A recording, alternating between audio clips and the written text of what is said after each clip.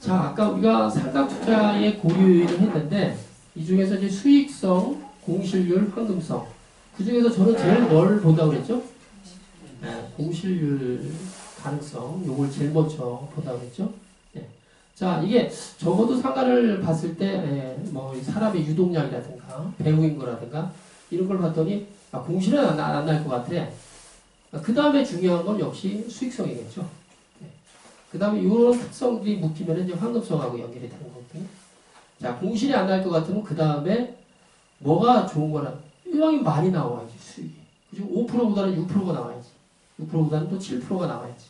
그래서 이 수익성을 이제 봐야 되는데 여러분이 수익률을 계산할 수 있으셔요?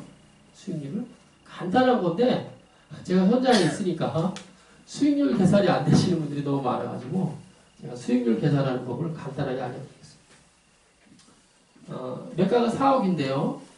보증금이 1억에 200만원짜리 월세를 받고 있다면 이게 몇 프로 수익률의 상가냐?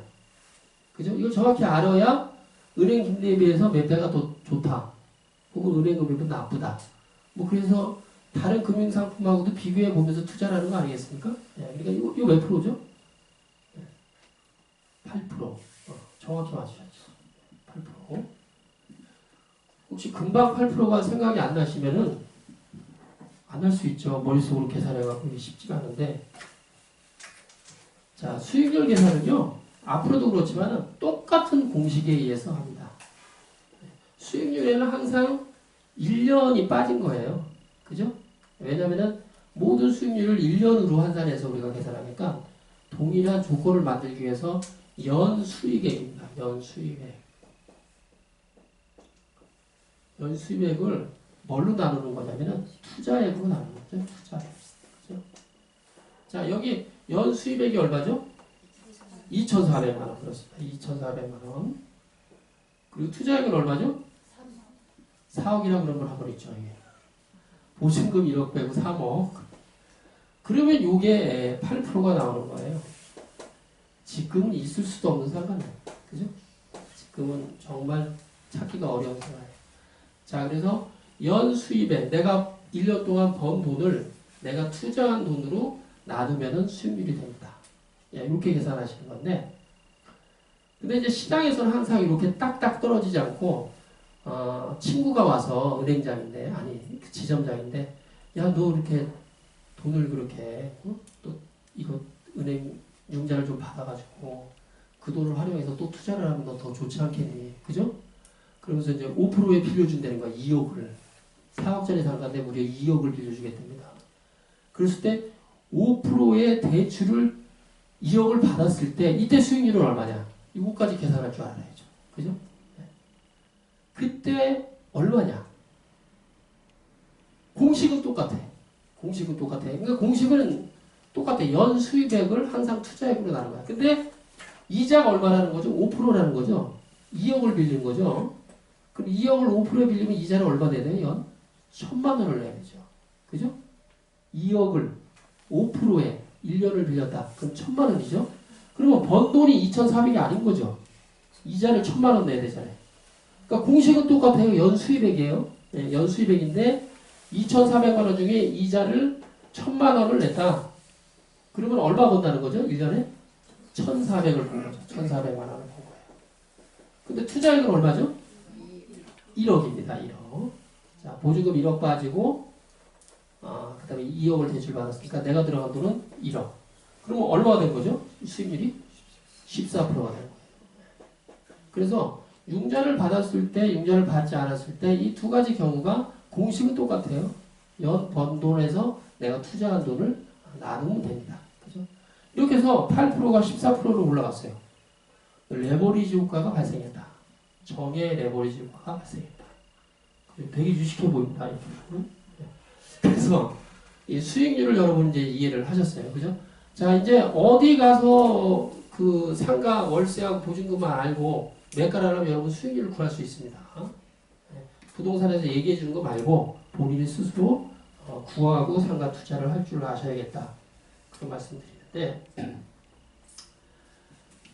지금부터는 제가 이 중개사들도 모르시는 분들이 많아가지고 여러분 수익률을 알으면은 그냥 투자가 가능하겠죠?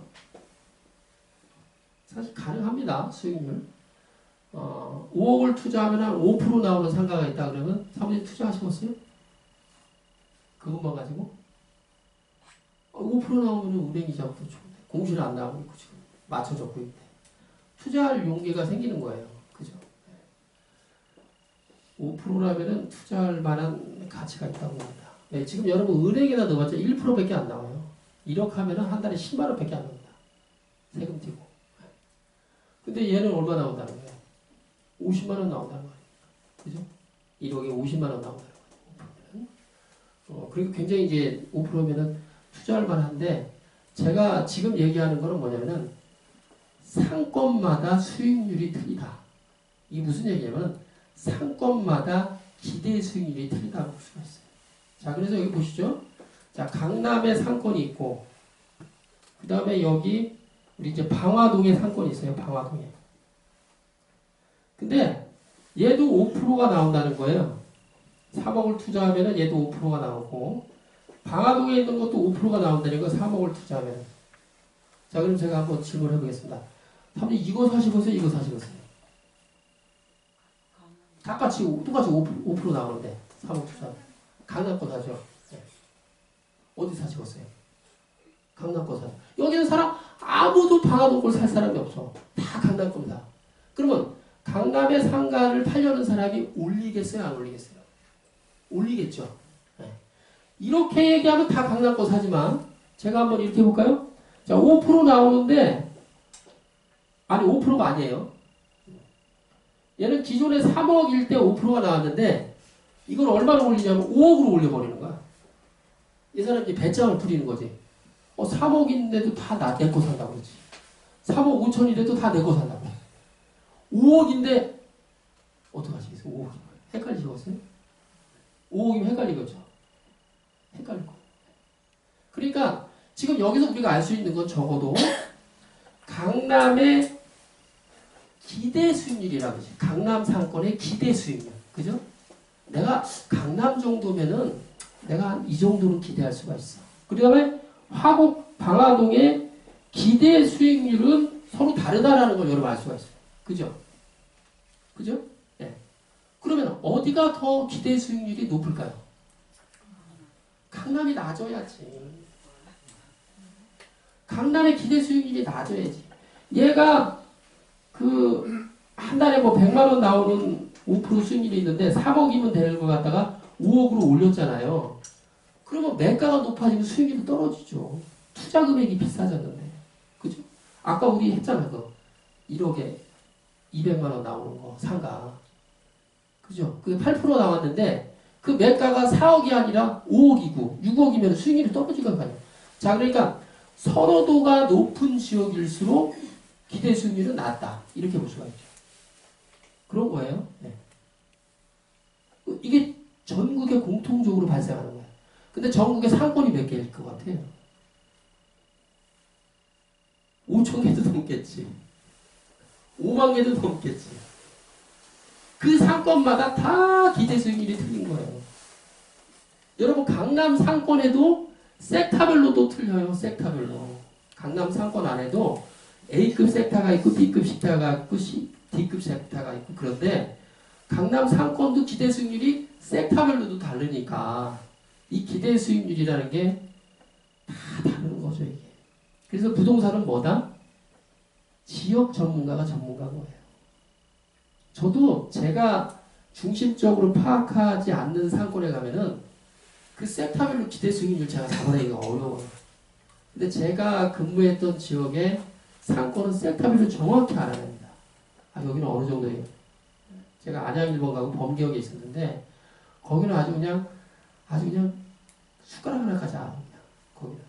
그렇게 전문가적으로 알으면은 실수하지 않고 투자를 할 수가 있는데 이게 지역성인데다가 그 안에서도 섹터별로 또 이 기대 수익률이 틀린 거죠. 자, 그러면은 오늘 우리가 이제 알 수 있는 거는 자, 상권의 지역마다 기대 수익률이 틀리다는 거예요. 그래서 구미 같은 데 봤더니요. 한 7% 정도 되더라는 거죠. 지금 강남 같은 경우에는요. 3% 언더예요. 여러분 강남 가가지고 수익률 몇 프로 나오냐고 부동산 때 이렇게 얘기하시는데 거기 부동산 중개사가 2.8%입니다. 그리고 신경질이 확 내면 안 돼. 2.8%짜리 나한테 속이 이렇게 하시면 안 된다니까. 강남은 그런 데야. 워낙 선호도가 높으니까는 수익률이 떨어질 수밖에 없는데. 자, 그럼 제가 이렇게 얘기할게요. 자, 이게 구민지 강남인지 얘기 안 해주고 어떤 사람이 와서 5%짜리인데 투자하겠냐 그러면 여러분은 판단할 수가 없는 겁니다. 아까 제가 3월에 들어갔죠. 5%면은 지금 은행 수입의 한 5배 되는데 왜 투자 안 하느냐? 근데 그 정보만 가지고 투자할 수 없다. 자, 5%짜리 상가라는 거야. 5%짜리 상가. 근데 지역을 얘기 안 해주네? 사겠냐 안 사겠냐? 그럼 당연히 나는 지역을 알아야 사겠다. 이렇게 얘기해야 돼요. 근데 만약에 이 5%라고 그러는데 구미상가라는 거야. 그럼 나한테 바가지 씌우는 거야. 얘가. 그죠? 한 40% 정도를 나한테 바가지 씌우는 거예요. 근데 이게 강남상가라면 어떤 거죠? 대박. 한 60% 정도 내가 싸게 산 거예요. 자, 그러니까 절대 수익률만 가지고 상가를 의사결정을 할 수는 없다. 그 상가가 속해 있는 그 지역의 기대 수익률과 내가 비교를 해서 하겠다 말겠다 이렇게 되는 건데 그 시뮬레이션을 조금 이따 한번 해볼게요. 자, 근데 우리가 이제 지역마다 기대 수익률이 틀리다고 그랬는데 층별로도 틀어요. 층별로도. 어디가 자, 여기 1층이 있어요. 여기 1층 있어요. 여기 1층 있어요. 여기 4층이 있어요. 어디가 기대 수익률이 높을까요? 4층이지. 그러니까 선호도가 높으면은 기대 수익률이 떨어진다니까요. 1층이 좋아요? 4층이 좋아요? 1층이 좋지. 1층이. 그러니까 선호도가 좋으면 기대 수익률은 떨어지는 거예요. 네. 그래서 지금 현재 뭐 1층이 만약에 한 4% 된다 그러면은 4층은 한 6% 뭐 이렇게 나와야 거래가 됩니다. 자, 제가 선호도가 높을수록 수익률은 떨어진다고 그랬잖아요. 그러면은 1층의 기대 수익률이 당연히 낮을 수밖에 없다. 그렇게 볼 수가 있고, 이 얘기는 뭐냐면은 황금성하고 관련이 있다. 이렇게 볼 수가 있어요. 황금성하고. 내가 내놨을 때 금방 집어가느냐. 어느 걸 빨리. 네. 분명히 6% 나오는 게 좋죠. 이왕이면 6%씩 들어오는 게 좋잖아요. 4%보다는 6% 좋지. 그런데 왜 1층은 4%대에서 머무르고 4층은 6%대도 안 팔릴까? 그거는 황금성과 공실 가능성 이런 것들이 있는 거예요. 우리가 이렇게 성숙된 상가에서 이렇게 보면은 1층은 빈대가 없어요. 근데 보면은 3층, 4층 보면 불 꺼진 데들이 있다는 거예요. 이렇게. 상가가 공인 광고 때. 그러니까 3층, 4층 사람들은 그 공실 리스크가 선호도에 반영이 된 거고 그걸로 인해서 조금 더 높은 수익률을 보장해줘야 또 황금이 되는 거예요. 그러니까 이렇게 상가도 층별로도 기대 수익률이 틀리다. 그죠? 이 층별로도 기대 수익률이 틀면서 지역으로도 또 틀린다는 얘기 아닙니까? 그러니까 이제 조금 다양한 변수들을 여러분이 이제 다 이해를 해야 이걸 제대로 살 수 있을 텐데. 여러분 이거는 제가 마곡에서 진짜로 한번 그 분양가를 한번 해본 거예요. 1층이 100만 원이면 2층은 한 얼마 정도 할 것 같아요? 이거 보고 하시려고요? 1층이 100만 원이면 평당 2층은 한 얼마 정도 해야 좀 적당한 것 같아요? 1층이 평당 100만 원인데 2층이 더 비싸요? 평당 50. 제가 15년 전에 부동산 할 때 그 정도 됐었습니다. 1층 가격이 2층 가격의 한 2배 정도였어요. 근데 이상하게 사람들이 그 어떤 사람들이 귀찮은 걸 점점 더 싫어하는 거야. 2층 들어가기 올라가기를 더 싫어하니까 1층을 점점 더 선호를 하다 보니까 지금은 1층 가격이 2층 가격의 2배가 넘고요. 지금 여기서 분양하는 사람들의 그 책정된 가격을 봤더니 2층은 평당 1,100인데 1층은 3,300이에요. 그러니까 이건 3배 차이가 났다는 거예요. 그러니까 내가 부동산을 처음 했을 때보다 1층을 선호도가 더 많아졌다는 거지. 그리고 제가 부동산 처음 했을 때는요. 지하하고 2층하고 비슷했어요. 지하하고. 지금 2층이 지하보다는 훨씬 비싸겠습니다. 이거는 그 사회 구성원들의 선호도가 그렇게 바뀐 거예요. 그러면서 이렇게 된 거거든요. 네. 그래서 보니까는 여러분 2층을 어떻게 이해하세요? 상가 2층은?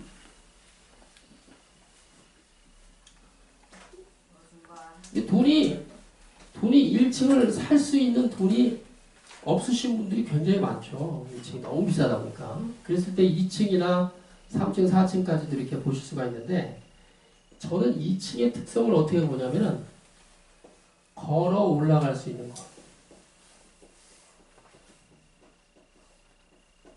걸어서 올라갈 수 있는 상가, 이렇게 이해합니다.